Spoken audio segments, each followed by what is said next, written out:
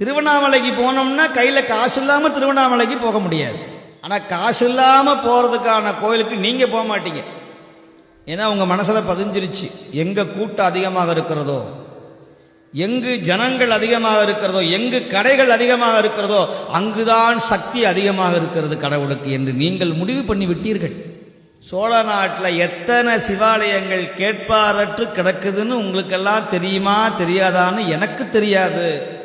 ஆனால் எனக்கு தெரியும், எத்தனையோ பாடல் பெற்ற தலங்கள், வெறும் ஆடு மாடுகள் மட்டுமே வழிபடக்கூடிய இடங்கள், ஜந்துக்கள் வழிபடக்கூடிய சிவாலயங்கள், முருகன் மட்டுமே அமைதியாக தன்னந்தனியாக நிற்கிற ஆலயங்கள் எத்தனையோ உண்டு, அம்பிகை முதற்கொண்டு.